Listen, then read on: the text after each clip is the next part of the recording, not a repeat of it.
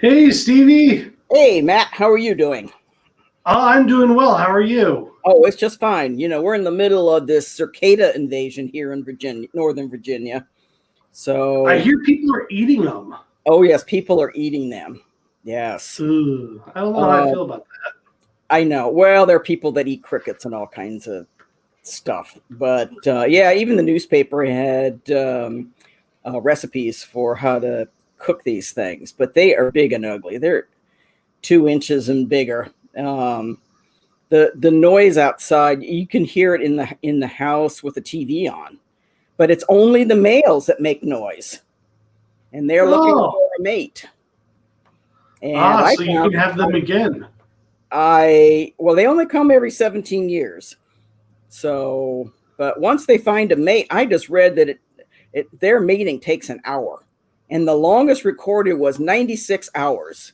I'm sure Oh that my female was goodness. saying, "Hey, buddy, I got sewing to do. Get off."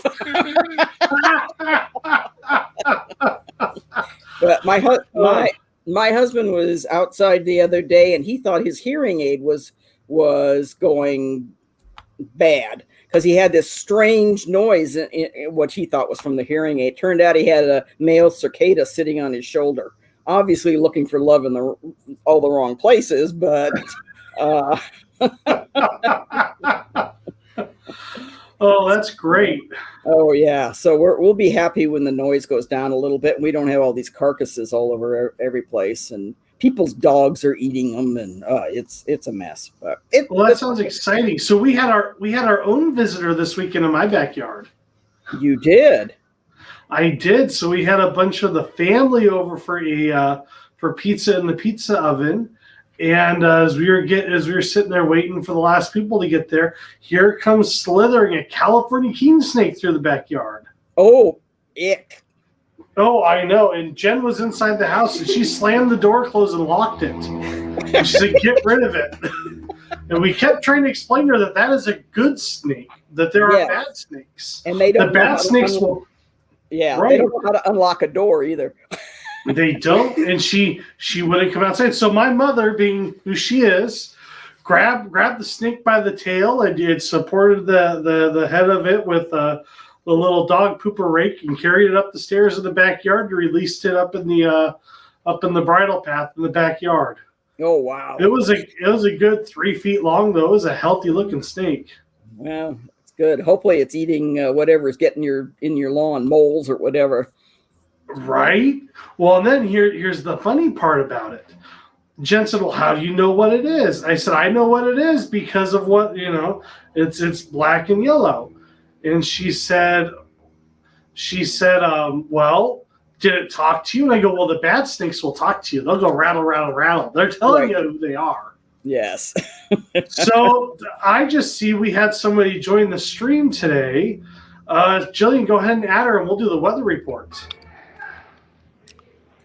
Hi. Hey, Linda. Hello there. I'm here in Sparks, Nevada with my friend Kiri, and we are at Quilt Show Reno. Wow. Boat Show Reno. Yeah. That's great. Are you going outside? Is it hot there? I haven't been outside. Oh, okay. Good. So what's the weather then? From what I could see out here, it looks like it's pretty bright and sunny. And warm. Yeah. Good. Well, you're in the desert, so. Yeah, we are in the desert. Yeah. I haven't seen any cactus or anything. Well, you're inside in a casino, I know. Yeah. I haven't seen any of the desert creatures either. Yeah, we were just talking about snakes. No, I'm talking about other ones. Yeah. Okay. All right. Yes, so we're getting excited to get rolling. So we thought we would pop in and say hello. Well, that's Perfect. great. That's great. And so you got good classes going on too, right? We do, yeah. Great. I can't wait. I am so excited to take a class from Linda. Oh yeah, it's fun. It's fun. It's Yeah, you get her in person. That's I had to look at her on a screen. Yeah, the class with me is an experience, not just a class. It's an experience. Absolutely. Absolutely. Well, thanks for signing in. Okay, you Yeah, guys have thanks a for great dropping show. by, Linda. Bye. See you Bye-bye. later. Bye. Bye. All right, Stevie, we have a guest today, don't we? Yes, we do. We have Cynthia Ellis, and she is in kind of a unique part of the quilting world. And I had the great pleasure of visiting Cynthia in her home in New Hampshire. I used it as an excuse to go to Maine to see my grandson. I thought, oh, I could do Cynthia and the grandson. So I thought I'd be at Cynthia's house for about a half an hour, and I think it was like 2 hours, and I had to go because I wanted to pick my grandson up from school. But I could have stayed at Cynthia's house much longer. She's got a great story. So let's have her come on. That's a great plug, Steve. Well, it's nice to be here with you, and I really appreciate this opportunity. If you want my story, I'll give it to you. It began 70 plus years ago, but I'm not going to go that far back. You can put the first picture on, because this is my mom, and she would tell me as I grew up frequently that my favorite comment as a child was, "I'd rather do it myself."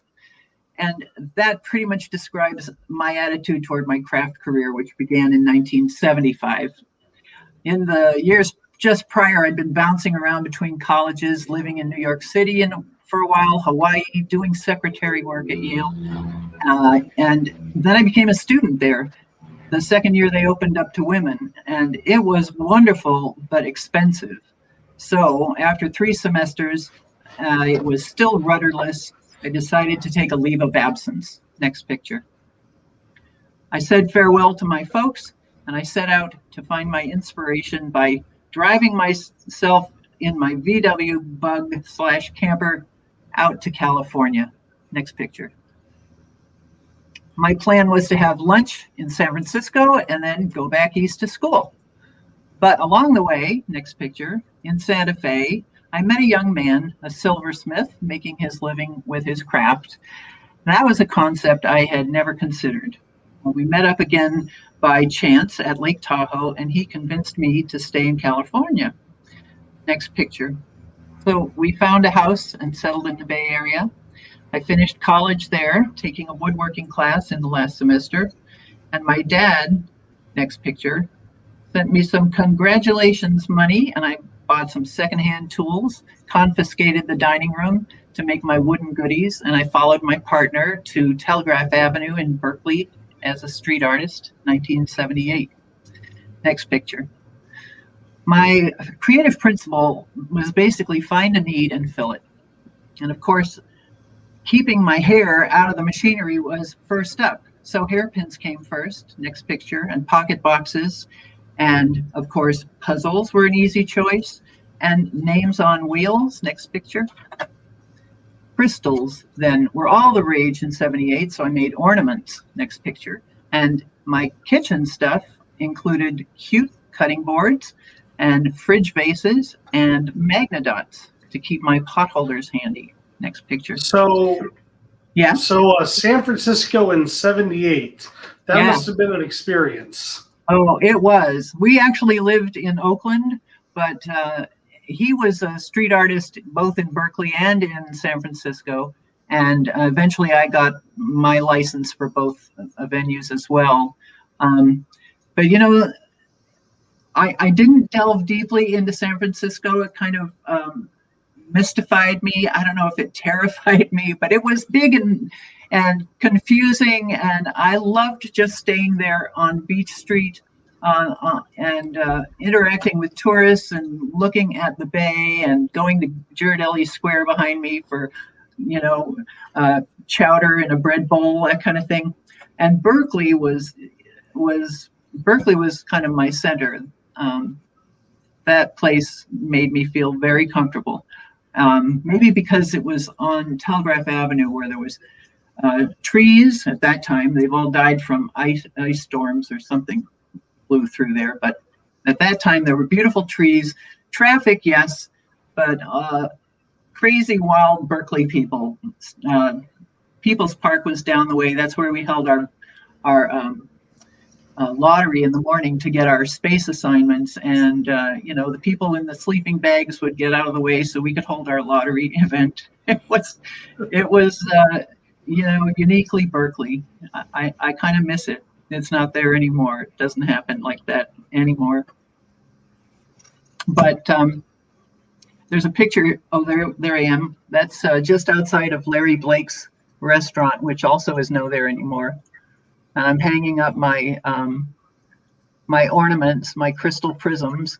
Some of them I made into big mobiles. The ones in the picture were just the Christmas tree size things. But it was a very free style and very creative. You can't duplicate that anywhere you go. But by 1984, let's go to the next picture. This is the one in San Francisco. That's a lot more professional looking, I guess. We were married in by 84, and I had a child. And next picture, I also had a new shop in the backyard. Thank you, Abe. It was tricky though, cutting boxes on the bandsaw, because I had the headphones on to monitor the baby. He'd cry, I'd dust off, run upstairs, rock him back to sleep, and go down to the shop again, suit up, and repeat that over and over. It got old pretty fast. So next picture. So we swapped crafts, and Abe became a woodworker and I became a jeweler anodizing niobium, which is that stuff there. That was popular at the time in California because Haliashi was the big name working with titanium. Yeah, but niobium was my favorite. It had a richer color and it was more malleable, so I could shape it. It was a lot of fun and I really enjoyed it. It was good for me to be on the porch. It was cleaner and closer to the baby. But, after 10 years, I had to return to woodworking, next picture, because Abe needed help to prep and finish his wood pens. And in the meantime, I also made my own line because, my own way, my childhood motto. Craft fairs, though, came into the mix around that time, which launched me into the field of making tools for fiber artists. And one customer was stunned. You can go to the next picture. She proclaimed, "You make laying tools." And I said, "I do? Where?" And she picked up a hairpin. She said, "This. Well, if you taper the point a little and maybe shorten it some." And we got to talking, and she basically lured me into replacing her regular wood guy who's retiring. And suddenly I had a wholesale account with a needlepoint shop. So there we go. But by then, mid-1990s, I think, my daughter was in the mix, and staying home felt more natural to me, so I expanded my line online with eBay sales, which included, next picture, crochet hooks and sock darning egg and felting needle handle, which actually comes apart at those magnets for replacing the poker thing, the needle. And the one on the lower left is my interchangeable hug hook, which was very popular. It allowed people to change the size of their crochet hook using the same handle and just pull one out and push one in. I had a little spring thing arranged in the center. Anyway, that was a problem solution basically that was solicited by a lace maker in New Orleans, and I got to help somebody out in that fashion. So next picture. 17 years later, a workshop fire happened and it interrupted our production, but it also stimulated my invention. And at my makeshift workbench, I took apart a seam ripper that I just purchased at Target. And next picture, I used the blade and cap on my own handle design, which I liked very much, as did my shoppers, and I added that to my growing line of sewing tools. And now I won't have any pictures for a little while here. The next year, my daughter was about to leave for her own college adventure. And back in New Hampshire, my mom made an appeal to me. If my life would allow it, could I come back and help her with Dad's Alzheimer's disease, which I promptly did as soon as college was in session. Now it's 2008. I'm back in New Hampshire. Big adjustments to make. Even while helping my folks 24/7, I still felt the need to attend local craft shows, still needed to make money, but I also needed to decompress. And I joined this group of knitting ladies who met once a week at a cafe locally, and they called themselves Stitch and Bitch. And I can testify they did almost all the stitching and I did almost all the bitching. But it was very therapeutic. It really helped my sanity. And one lady in particular was also a quilter. And she encouraged me to sell my tools at her, you can turn on the next picture, Kachiko Guild Quilt Show the very next month. And that was my first exposure to the quilting community.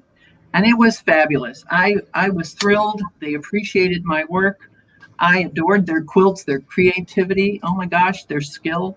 It was a symbiotic relationship for sure, totally a win-win, which it gave me some confidence. It led me in April to apply late to the big MQX show in Manchester. And bless Janet Lee's heart, she let me in as I didn't need much space. It was a little bigger than what you see on that, a little more like what I have, but she let me in. And I was down the aisle from Mark Lipinski's booth. You can put up the next picture here. I had no idea who he was, except I knew he was an instructor and a quilter probably, and he had fabric in his booth, so probably a vendor, but his students kept buying my steam rippers like crazy, and he came down at the end to see what the hubbub was about.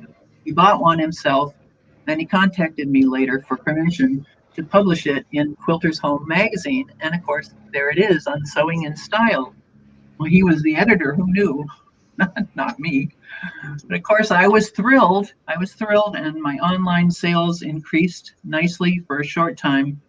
And I realized I had found my people. I found my audience. Next picture.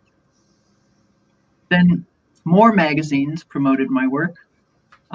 More regional shows admitted me. I was part of the Celebration of Stitches show, which is primarily hand needles, stuff like needlepoint and crewel and embroidery and such. But for quilt shows, Maine Quilts took me on, and Vermont Quilt Festival, the Quilters Gathering, which sadly is no longer, Stitches near the New England Quilt Museum, and then lots of little quilt shows around the region of New England. I didn't travel far. I didn't want to go overnight away from my folks, but I just found it fascinating to do these shows. And somewhere in there, I'd heard of this legendary show called The Road to California. Ever heard of that one?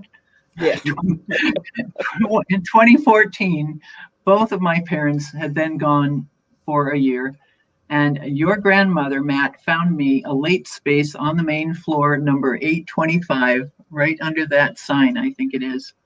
And the next picture shows the view from the back of my booth, looking at the customers who, they didn't care about me. They were looking at my stuff. It was just such a thrill to be at that show. It was incredible, massive and mind-boggling, kind of like going to Disneyland the first time as a kid, I thought. It was also easy to justify the cost and the effort, which are major, because it was also paired to a rare visit with my two kids. So it was also a win-win. Next picture. But while business was booming, my hands were kind of busting, and I had severe basal joint arthritis developing. It required major surgery to repair, and the recovery took about 5 months on my left hand, during which, next picture, another creative breakthrough coincided with yet another fire, sadly. Rutland Plywood Corporation in Vermont was the industrial source of my favorite colored wood, diamond wood, they called it. I made everything out of that for quite a while. They had a severe fire that took out their entire facility. They never did rebuild, and that put me on the road back to natural hardwoods. My remaining stock would be parsed out in little nuggets and hybrid mixtures until it was gone. But I do still make some full honed diamond wood tools. I do charge a pretty penny for them, though, as you might expect. Still, during this transition, a bit more magic happened because, I always ask my customers, what problems are they having with their quilting or whatever craft they're doing? Is maybe there's a tool I could figure out to help them. And I asked this of Liz Frederick, who is the liaison to the original Sewing and Quilt Expo. And she told me, make something with a magnet. Well, that coordinated perfectly with my plans to redesign my seam ripper, because joining 3 pieces of wood in hybrid fashion would be most secure if it's reinforced with dowel pins. And the way that I make them, that would leave a hole at the top, which needed filling, which, magnet, perfect. I call this new version my rip and pick. There it is, half flat. I'll tell you about that. So it lets your ripper take apart your seams and you can still pick up that fallen needle or pin. And that half flatness is the trick that I wasn't expecting. Many people have been asking me, will you flatten this ripper? And I would resist that because who knew which side they thought was prettiest and which side I should flatten and which direction did they want that little ball, I don't know what that's called, on your ripper direction that should be oriented. And did they want the flat side under their thumb or under their fingers? And were they right or left-handed? Too many variables. What was the solution? This was the time. So I made the blade do-it-yourself removable and replaceable, and to any position they could have. There was an internal gripping mechanism that solved that problem. Now, that was an original solution, I think. And in the future, I may write a more comprehensive book about my craft life and give away those details. But until then, maybe just buy one from me and study it. Don't mind that. Or keep pondering. Often I go to sleep with a question in my mind and I wake up with an answer. So that can happen. Magic happens all the time. Just like it did 5 years earlier when I was at that MQX show. There was a customer, Pat, who had a walker, and she said her scissors were always at the sewing machine when she was at the iron and vice versa, and could I help her? Well, that request set me thinking, and I figured out a scissor pendant because, it'll go wherever your neck goes, and you're protected from the points. But you should also know that at first it didn't work because, I put it on, I turned around quickly, and they flew across the room. That is not good. So how to fix that? Well, and those magnets are amazing. I seem to be attracted to them. The ones that I use are strong rare earth magnets, and so much so that you can see the pendant can go upside down. You can shake it. They don't fall out. They slip right out when you want them and go right back when you don't. And I include that with the scissors. So people like that too. But there's a cautionary note to people with a pacemaker. Don't wear the scissor pendant. Just hang it on a loop next to your sewing machine and, just in case.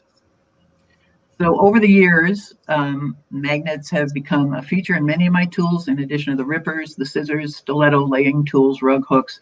A repeat customer even asked me one time to install one in my edge presser tool, which I don't have any of here at the moment, but you use it for paper piecing. And she wanted everything with a magnet. I guess they're catchy. But of course, for this one here, this chained piece cutter tool, it's a crucial part because that tool has to stand still during use. A few years back, somebody asked me if I'd make them just a basic seam ripper that stood upright, and I guess it was for that very purpose. The solution didn't come to my mind until I was using magnets for a lot of things. But once I designed and made it, lo and behold, I found some chunky thing that was similar, made out of plastic on a sewing site someplace. I thought, wait, I didn't invent this? Well, okay. But mine is much prettier, and it also includes a do-it-yourself blade replacement. So there you go. I would suggest go to my website and watch this fun video. I don't know if you know, I don't know how well known all the quilting teachers are, but there is one at a quilt show I did, the last one before the COVID thing hit in Cape Cod. It was called the Great Cape Quilting Escape. And my neighbor was Lynn Wheatley, and she was busy working on a quilt for Houston when COVID hadn't been discovered here yet or something. She was separating, I had her try it out, and she was separating dozens and dozens of pieces, just boom, boom, boom, boom, boom. And I took a video of her and I put it together with the William Tell Overture. So I recommend you watch that. At any rate, magnets, they're also central to the appeal of my sweet little tin cups and goblets. And I don't know if you can see back here, but this one will bounce around. There are pins in there. They're not falling out. See that? But you can grab it and pull them all out. There they are. So they really hold well. And the one thing that I used when I was making face masks last year was that I could put just the right number, because I get into a routine and I do the thing the same way. And so I had a number of pins that I needed. I kept them in that. They did the job. They never got scattered, even though they fell off my bench a few times and took a tumble. So people sometimes want to know, how do I think of the tools that I make? And basically what I do is I look around and see what's available, what people are using, and I wonder, could I add a feature, or could I do it better, or simply differently, like we're making it from beautiful wood would add value to it. Most recently, though, most recently, I've actually improved on my own tool. I invented back in 2019, I finally solved one tricky issue that was lingering. The tool is a unique needle threader that features a magnet in its base again. We're going to go, I missed that. Go ahead forward. No, back, one back, there you go. I'd often heard frustration when at quilt shows from people saying, if they ever talked about threader tools, they'd say those thumbprint-sized aluminum tab threaders with that tiny little wire loop that falls apart when you sneeze on it, those were awful. Well, my threader takes a totally different approach to the task, but first of all, the wire will never disconnect. The way I've lashed it together inside the handle, guaranteed never to disconnect. But it's true, if you try to pull too thick of a thread through too small of a needle eye, and you don't take no for an answer, you certainly can break that thread. That wire. It's like a thread, it's very small. But okay, that's not what my that is what my improvement covers. I made a do-it-yourself insert finally. I would get rarely, because they don't often break, but rarely I would get somebody send it back to me. I said I would repair it forever, if it ever breaks. And I got maybe 3 back over the course of the last 3 years. And man, I made them so solid. It was just a real big, gigantic headache to try and undo it and redo it. So I finally, this past February, it burst into my head, and I'll have it go through the bottom. How can I show? Maybe I can show you this one right here. Can you come back to me? I'll just demonstrate this right here. So here's my threader. There's the threader tool upside down on a clipboard. And if you take the, and you go like this, you push, you go, whoop, oh, you go look, and you click, whoop, like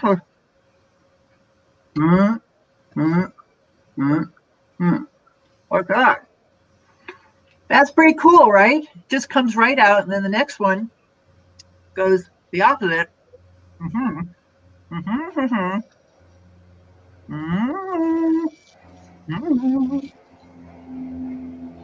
Back to work you go. Bam, bam. At any rate, very easy now to change the blade. And if that ever happens, that's what you do with it. And the real treat is that I include an extra blade, an extra wire insert with every tool I sell. So you don't even have to send for it. It comes to you.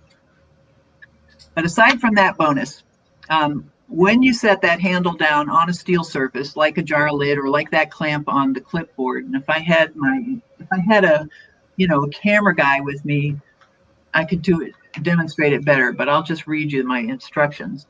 You set it onto a clipboard, the handle onto the clipboard, and you never have to touch that handle again. It sits there waiting. You're not moving, trying to connect two moving targets together.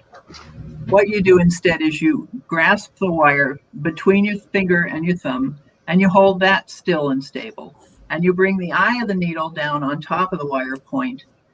And if you have trouble seeing the wire, use the clipboard, put a white sheet of paper behind it so that improves your view. And you can also rest your hand on the side if, like me, you have hands that tremor a little bit. But and because of that, I usually, next picture, let the needle drag up the wire. And when I can feel or see or hear it go over the top, then I bring it down a little bit. And when it's resting there, I pinch in the cheeks of the wire and drag the whole thing down till it's resting on top of the handle. Where you can go next picture until I find the thread I want to use, which is often misplaced. But at that point, like a button through a buttonhole, you just spread that wire loop open and shove it through and lift it right off, and there you are. You're threaded. I guess you can go back to the needle threader panel, because I do offer two choices of wire. There's the standard steel wire, which is what you're looking at there. It's 0.006 inches, and it's for general use with hand sewing needles. It's really the same size wire that little lumen tab has. But then I use another wire, which maybe you can click to me here, and I will show you in front of this cardboard. Can you even see that wire? No. No. Yeah, that's the ultra fine, and this one here is the stand. Turn around. all your guests have trouble like I do knowing which way is up. So that's the difference. The ultrafine is half the diameter. It's 0.003 inches in diameter, and it is also for general use, but it's also for beading needles. And people have bugged me, make it for beading needles, and this works fantastic for that. Only one caveat: it's not recommended for that monofilament plastic line, which is like fishing line. That stuff is just too stiff. It won't go through that threader, or I don't know any threader tool it would go through anyway. And I would just recommend that you put it on a block of wood or metal and pound it at the end with a hammer and flatten it out a little bit. And then, it's stiff and solid anyway. It'll just go through the beading needle. But if you're working with any flexible fiber, this one works great. In fact, I have a friend who has been a seamstress for her whole adult life. She uses that tool like 20 times a day, and she likes to feed double thicknesses of thread through it. So you're putting 4 thicknesses of thread when you're loading it up ultimately. And I have some videos on my website which demonstrate that. You should check those out. But the one thing about the ultrafine is that because it's so flexible and doesn't have any it doesn't have any form that it holds in general. You need a different approach to get that loaded into the needle in the first place. So I recommend you watch a video for that. It's just impossible to describe right now. But the other thing is on the ultrafine, it has this little extra magnet in the front, which holds when you get your needle down there. I don't have a needle showing, but that that will hold your needle in place while you go find your thread, and it won't drag itself off of this really lightweight thing and fall to the ground, causing you irritation. So where am I? Yeah. So the critical thing is pairing the thread to eye size and the perpendicular alignment when you lift the needle off. You get those two things right, and it's easy peasy. Makes all the difference. But if you do have a mishap and you break a wire, and you know it's a snap to replace, unless you're on TV, and then it comes with every tool. So make a break the first time, you're still in business. So now, oh yes, you get a bargain with that on my website, Update the Needle Threader. We're going full circle now to my first magnetic item ever designed, that dear Magnadot. Now that's a magnetic dot, not a magic dot, Matt, but okay, it is kind of magical too. The intended use, of course, was a no-brainer, but at MQX show, we're going back before, go wherever you want. At the MQX show, that one customer said, no, she was not going to use it for pot holders. She was going to use it to take her rotary blades out of her rotary cutter. And I thought, what? I had no idea what she was talking about. I thought scissors were the thing that people use to cut fabric. But turns out, no, those cutters are really handy, and they're seriously surgically sharp. And what's more, when you get a package of them, they come in multiples, and they stick oil between them for some reason. So you have to, you pick one up with the stack, and you put another one on the back, and you just stroke until they come apart, and then you have two. And when you want to put it down, you can just, you don't have to fuss with it. You can just put it down and put your finger on the hole, and then you can pull off the Magnadot. So that's how I recommend to do it. When I was at Paducah, a quilt teacher and blogger, Chris Kirsch, saw me demonstrate their value, and she bought some and she blogged about them, and now I share her illustrated instructions whenever I sell a set. So thank you, Chris. And the last great use for Magnadots is to post a picture of your very first grandchild once she is born around the 1st of August. Yep, you heard that right. There's a grandchild on the way, and believe it or not, that news and my early morning inspiration, this monogram,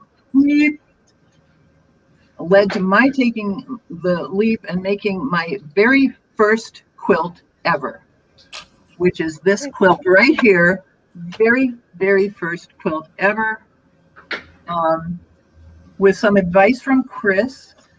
It's called an I Spy design, I think, and it features a lot of the leftover fun fabrics from when I was having adventures making face masks. It took me a whole 6 days to start and finish. I could not have done it without having inspiration of those 12 years viewing the most incredible quilts from all over the world. And the faith and encouragement of my best stitch and bitch buddy, Betty. So Mama Hope, I hope that you had have a happy belated birthday. This quilt was made for you and Zena. And I figure someday I'll get to visit and I'll ask, okay, Zena, can you find the puppies? Can you find the baseballs, Zena? How about the little girl scientists? Can you find them? It makes me smile. I hope you both will like it. It's filled with love. And also, last week I brought it to our first Stitch and Bitch gathering in 15 months. Every one of us was vaccinated and healthy, and that was a glorious evening. They admired my quilt. I was so thrilled to show it to them. That was the day I finished it. And that's kind of my story up until now, except I encourage you to come and visit my website. Look around there. If you have any questions, there's a page you can send me questions. Or even better, come and watch me turn in person. How about that? I'll be in August. The only woodworker doing live, go forward. There we are. The only woodworker, not that, backward. There we go. The only woodworker. I'm thinking, because of COVID, they had to cancel a lot of the normal guild gatherings of woodworkers and painters, but I've got a demo booth and I'm going to be doing live woodworking demonstrations the entire 9 days of the show. It's the 88th annual League of New Hampshire Craftsmen's Fair, held in beautiful Mount Sunapee Resort in New Hampshire, August 7 to 15. I'll be turning 5 hours each day. This organization does wonders sustaining the creative spirit of fine craft artists in New Hampshire and beyond. And, you know, their mission needs your help. So, and of course, all of us craft artists do as well. I'd love for you to drop by and see me. I probably won't have help in the booth, so it might be hard to chat or even make a purchase unless Mark comes to help me there. How about that? But if you mention this, that you saw me here on It's So Road, I'll hand you a pinch of lucky sawdust to take away. So go ahead to Mom and Dad. Thanks so much for this opportunity, Matt and Stevie and Linda. And you know, well, one last thing. My most distinguished fan, Bernice, she just had a birthday, 98 years last week. She sews almost daily, especially patching up the clothes for her friends who are not quite that age yet. This picture here shows it all. That's my seam ripper attached to her sewing machine, and that's my threading hack for the sewing machine. So glad to help you, Bernice. Happy birthday to you too. Thank you, guys. It's been a pleasure. Thank you. Yeah, it's been wonderful. really interesting. And I'm so glad that you could come. And I hope everybody goes to the website and takes a look at some of your videos and does some purchasing. I tried to take a video of Cynthia doing wood turning, but I'm not a very good videographer, it turned out. But she kind of was covered completely in sawdust, and I told her, I said, it looks like a hamster is going to be coming looking for his bed because she's completely covered. But I'll have lots of lucky sawdust up at Sunapee. Absolutely. Well, I hope I see you soon again. So you're not that far. You're only half an hour from my little grandson. So that's great. So thank you very much. Yes, thank you for joining us. Thank you. All right, Stevie. So next, I believe we have. I know what we're going to talk about. I know some of you would love to join Stevie and I on our cruise to Alaska next summer. Yes, and our families, and also the cruise is on Holland America Line. It's in July of 2022, and the teachers will be Brenda Henning, Bonnie Sullivan, and me. You can go on the website, which is on your screen right now, and see pictures of all the projects. I'm really excited about one of them because, you know, sometimes you get something in your mind and it doesn't always work. This one worked beautifully, so I was excited about that. And there's also an optional cruise going into Denali, which is quite special. It is.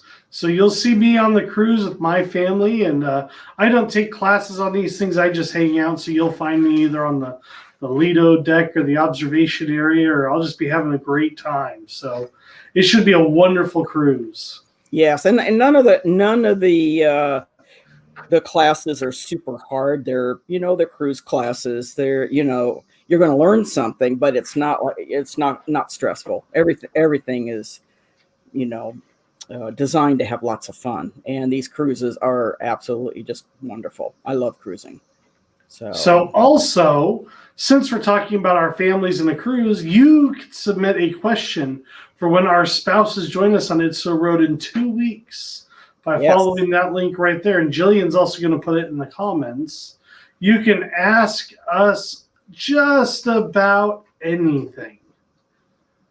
Kind of dangerous, but our spouses are all really good sports there, and they will let you know what it's really like to live with myself or Stevie or especially Linda.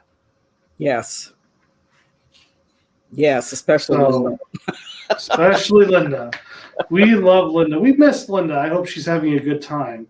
So, all right, Stevie, I think we have a product review. Yes, we do. Yes, we do.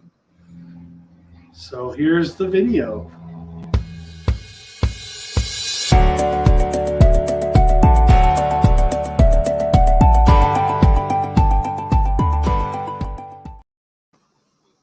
Hello. Okay. Today we're going to talk about templates from Come Quilt With Me. And this is a good time to be talking about them because they have a 50% off sale on their website. So their website's being scrolled across. This is my bucket of Come Quilt With Me templates. Whoops. So as you can see, I have a few. I use them. I like them a great deal. And I can get them out of my way. Okay. This is an extra large hexagon template.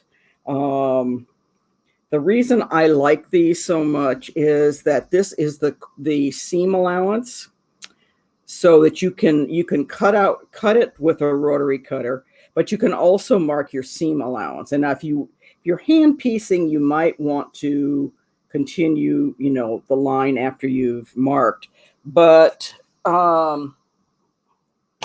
to mark it, I use a mechanical pencil because it fits into the slot, or I use the Bowen fine line chalk pen because the chalk also fits in there. It depends on whether you're using light or dark fabrics. Pat Yaman, who owns this company, told me a story about a lady who wrote to her and said, I have made 5 I Spy quilts using this. She actually used this size template. But she said, could you make your templates clear? Because I couldn't see where I was cutting the fabric. So like all templates, these come with these paper backings, and when you get the template, you're supposed to take the paper off. And it comes off easier, but of course it's not going to cooperate right now. So you actually do have a clear template. Okay. This is really good for fussy cutting fabrics. And it's not just hexagons. Also, you might be wanting to do a triangle. And of course, we have a family soaked up in Virginia Tech right now. My husband has 2 degrees from Tech. My brother has one. My sister-in-law. I've got 2 grandkids there, or will be there in the fall. So let's say you want to do, a Virginia Tech thing, and you have in mind that this. Whoops! I'm always backwards on this camera. That this emblem is what you're going to put in triangles. Okay, so. I hope you can see the glary part. It's not you can get the Virginia Tech part, okay, but because you can see where the seam allowances are, and again, you know that you're going to cut off most of the V and the T. So you get a bigger triangle and alter your design. I mean, you have to, you do have to think sometimes when you quilt. But it's, for a bigger